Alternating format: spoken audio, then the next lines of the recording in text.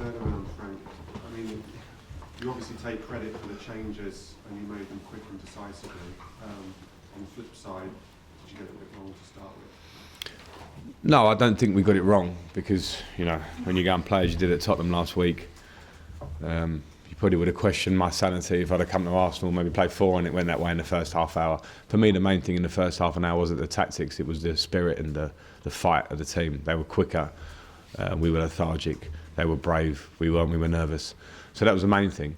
And I could have made the change. You say I was decisive. I probably could have done it after 10 minutes. And that's not just Emerson. That's probably any of the players to change it slightly because it's hard to convey a message with your voice on the sidelines in this sort of atmosphere. So sometimes it has to be a gesture. And we changed and it got better. But yeah, I think it wasn't so much the 3. But Mikel Arteta isn't silly. He saw us play it well at Tottenham. He found a way to pin our 5 back. We had 3 men marking 1 at the back. They had numbers in midfield. They won all the second balls. That had to change. I mean, it was a great sort of testament to the way that William, Tammy kept going to the end. I mean, that turnaround.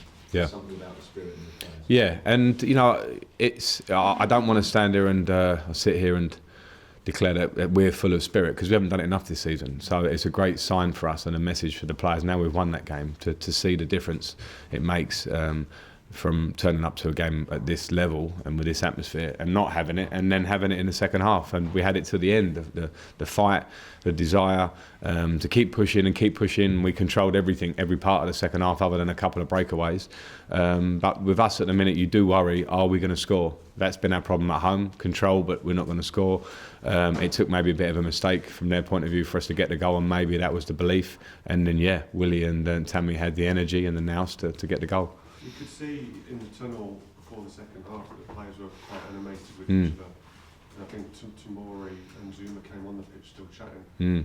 Was there a bit of an inquest at half time between the players, not necessarily? Well, I like that. They should be, because you don't want 11 quiet players who get on with it and go, well, let's just try it out again. I said my piece. It was pretty firm because, as I say, you can't come here and have nothing about you and think you're going to get anything. And if anything, win, lose or draw, I wasn't so bothered in terms of how I saw the second half coming. It was, can we show something here, lads? Because we have to, because we're Chelsea and we can't roll up and not feel like the 3,000 fans that have travelled across London to watch the game. And then the lads started talking, but it was a bit aggressive, which is a good thing. So having said your piece at half time, particularly given what happened in Southampton game, the response in the second half when you're 1-0 down must be delighted. Yeah, it was everything I wanted, and we've been rightly questioned recently. Everton away would be a good one, a team that have had life breathed into them by a new manager, and we didn't react, and we were quiet after that game in the dressing room. I didn't like it. Southampton, some of our home games lately, we've shown lacking something today, and it's not a turning point because it'll only be a turning point if we show it going forward, but we showed that we can have a right go, win a game in a different way. Last week we won it against Tottenham playing really good football from beginning to end. Today we won it by showing fighting spirit, and if we can put them together we'll have a chance. Was there a heart in the mouth moment with Jorginho? He could have got a second yellow. Yeah, I think it was one of those that certainly could have been a second yellow. I think in a London derby, lots of them fouls happen. Some have happened earlier in the game, don't get given a yellow, and then maybe they do. So we might have struck a bit of luck with that one. But there have been times when I will probably moan about not getting luck in other games. And I don't think it was absolutely clear cut. And maybe you make your own luck sometimes. And I think with the way we played, with the way Jorginho played, he was a big catalyst for the change when he came on. Not just the fact that he was the sub and played it and we changed, it was more that he was winning second balls and showing that kind of character. So maybe we got a slice. But then, do you like the aggression given in the players? Because they really... Yeah, I don't think we can get to where we want to be without aggression. And people have talked about, we've dominated possession we've had the majority possession in every game we played this season in the Premier League. And that's a lovely thing. Great stat, looks really good. But at the same time, we're full for a reason. So can we get more aggressive? Can we be more clinical in the box and do small details better? Then we'll have a chance. Okay, over there. Through a few inconsistencies, you're learning about your players. What are you learning? Obviously, you're still relatively experienced at this highest level. What are you learning through the lurches of... Yeah, I mean, I suppose I'm always questioning myself. That's kind of how I am anyway. So after Southampton, I questioned that we went 3 at the back again. I questioned the personnel. Could I have made differences? And as a manager, I think you can't dwell on that because that can become just a bag of nerves, consistently questioning yourself. So it's more about, for me, working really closely with the staff that I've got, because I've got huge trust. Tarek Lamptey, for instance, is a credit to Jody Morris and Joe Edwards, because when we sat in the last 2 days and we knew Aspilicueta has had a small injury and Reece James is injured, we're looking at options of a right wing back. They said believe in him, trust in him, because they did, and for me, I listened to that. I felt, and we felt, it was the right time to bring him into the game, and I think he was a real catalyst, because we were getting down the sides, and then he gave us a little bit more of an edge to that.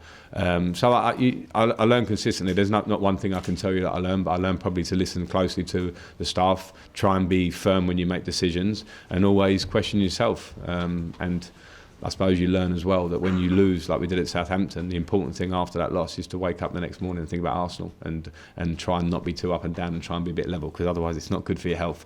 Hence, I'm feeling a bit fluey at the minute. Okay, we're going to do 2 more and then we'll move on to Bryson. Simon? Right. I was actually going to ask you about Lamptey, actually. Have you seen him that much in training, and as far as his future is concerned, let's sort of talk about his contract. Yeah.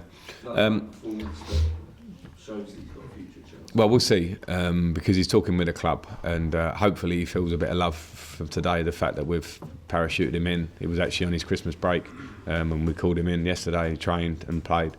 But I have seen him when I was doing my coaching badges, and I did a lot of hours with the academy and the youth team, and I saw him train a lot.